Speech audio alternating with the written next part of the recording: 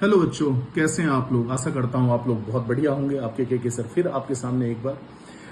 बच्चों, आज हम लोग बात करने जा रहे हैं डायबोरेन के बारे में और ब्रिज बॉन्डिंग के बारे में, जो BH3 में बनता है। बोरेन BH3 को कहते हैं।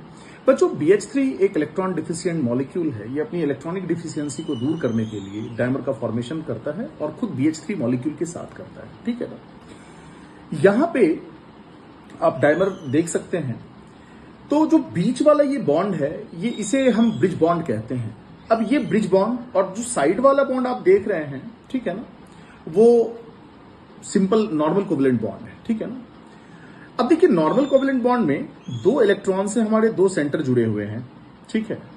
बट ये जो ब्रिज बना है, जिसमें एक हाइड्रोजन से 2 बोरॉन जुड़ता हुआ आपको दिखेगा, यहां 2 इलेक्ट्रॉन ने 3 सेंटर को आपस में जोड़ रखा है। और इसीलिए सबसे पहली बात, ये जो ब्रिज का फॉर्मेशन हो रहा है, इसे हम 2 इलेक्ट्रॉन 3 सेंटर बॉन्ड भी कहते हैं। ठीक है।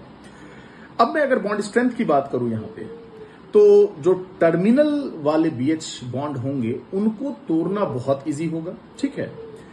और जो हमारा ये जो ब्रिज बॉन्ड बना हुआ है, जो प्लेन से ऊपर और प्लेन से नीचे ओरिएंट हो रहा है, इसे तोड़ने में हमें ज्यादा एनर्जी देने की जरूरत होगी। ठीक है। इसका एविडेंस है कि अगर हम MECL, ठीक है, MECL के साथ, अगर 4 मोल MECL के साथ अगर हम रिएक्ट करा दें, ठीक है, इस डायबोरेन को, तो आप देखेंगे कि जो ये टर्मिनल वाला हाइड्रोजन है वो रिप्लेस हो रहा है। ठीक है ना। ब्रिज के हाइड्रोजन रिटेन कर जाएंगे, वहां रिटेंशन होगा, वो हाइड्रोजन बिल्कुल नहीं निकलेगा। ठीक है। तो ये सारी बातें तो आप समझ गए।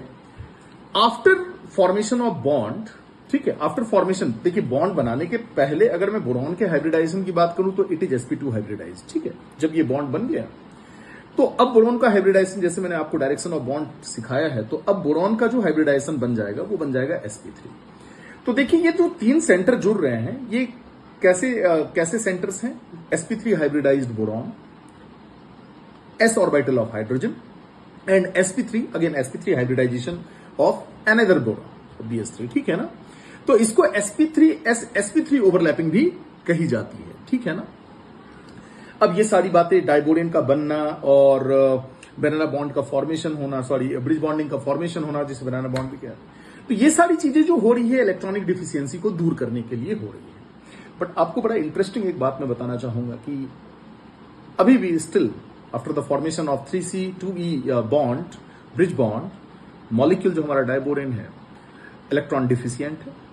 इसे हम चेक करते हैं। अगर हम इस डायबोरेन को रिएक्ट करवाएं टेट्राहाइड्रोफ्यूरॉन से, अब आप देखिए टेट्राहाइड्रोफ्यूरॉन में लोन पेयर ऑफ इलेक्ट्रॉन है, तो ये लोन पेयर क्या करेगा, ये टेट्राहाइड्रोफ्यूरॉन क्या करेगा, टेट्राहाइड्रोफ्यूरॉन के लोन पेयर क्या करेंगे, ये बोरॉन को डोनेट हो जाएंगे और ये बड़े आराम से आपस में रिएक्ट करके प्रोडक्ट कुछ ऐसा बनाते हैं। ठीक है। तो आज तो हमने बहुत छोटा सा इंफॉर्मेशन आप तक कन्वे किया। हम बैक बॉन्डिंग में और भी बातें करेंगे, बट नेक्स्ट वीडियो में करेंगे। Thank you very much. Bye bye.